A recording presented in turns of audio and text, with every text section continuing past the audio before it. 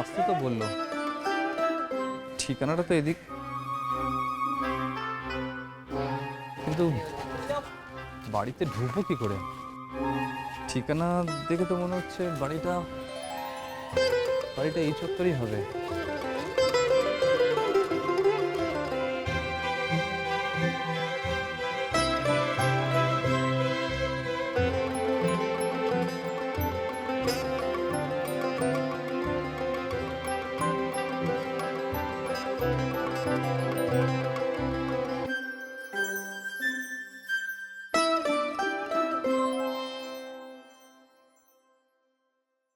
Vikram uncle, ও Bikram uncle, Bikram uncle, চা।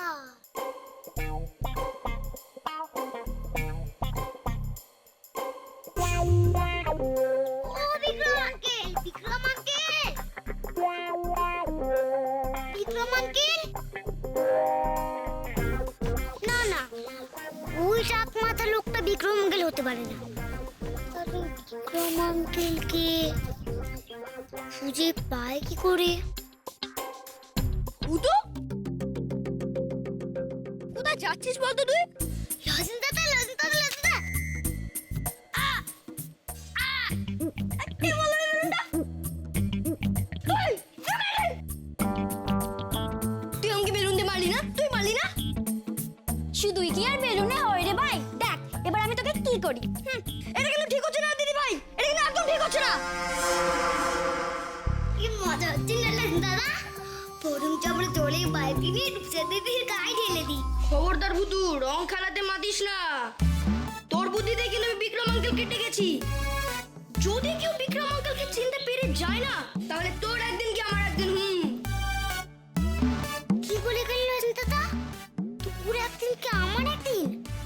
তার মানে রেখে গেছে? আমার বাবাও বলতো রেখে গেলে তোর একদিন কি আমার একদিন।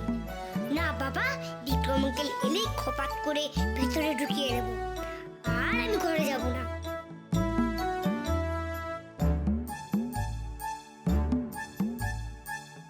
ওই তো বিক্রম আঙ্কেল এসে গেছে। এটা নিশ্চয়ই Bikram uncle. Stop stop Saju.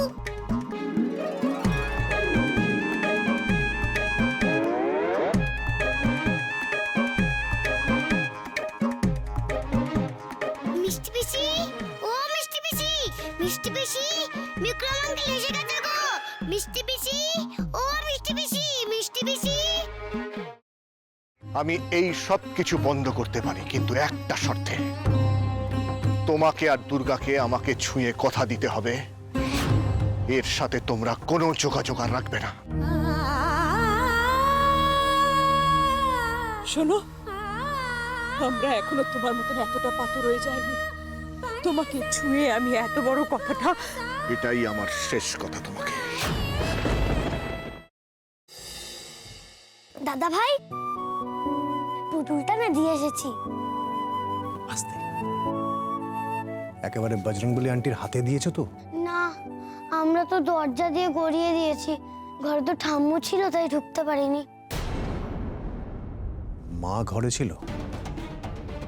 এ বাবা, এটা যদি মার হাতে পড়ে তাহলে তো মুশকিল। ওনার কোনো সর্দারজির সাথে পরিচয় ছিল? সর্দারজি? না। ঠিক আছে, আমি তাও বলবো আপনারা একটু ঠান্ডা মাথায় ভাবুন। আসলে আমার জানাটা খুব দরকার।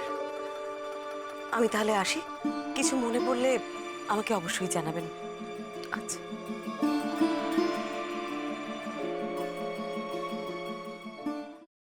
ফ্রাইং প্যানে Emami healthy and tasty refined rice bran oil গরম করে তাতে গোটা কালো সর্ষে আর কারি পাতা ফোড়ন দিয়ে ওর মধ্যে একে একে টমেটো কুচি, বাঁধাকপি বাটা, নুন, হলুদ গুঁড়ো, শুকনো লঙ্কা গুঁড়ো আর সামান্য চিনি দিয়ে ভালো করে কষিয়ে নিয়ে ওই মিশ্রণে কুড়িয়ে বেটে রাখা নারকেল, পাকা লঙ্কা কুচি আর কারি পাতা দিয়ে ভালো করে নাড়াচাড়া করে নামিয়ে নিয়ে নারকেলের স্লাইস, পাকা লঙ্কা স্লাইস আর কারি পাতা দিয়ে সাজিয়ে সার্ভ করুন বাঁধাকপির ঝাল।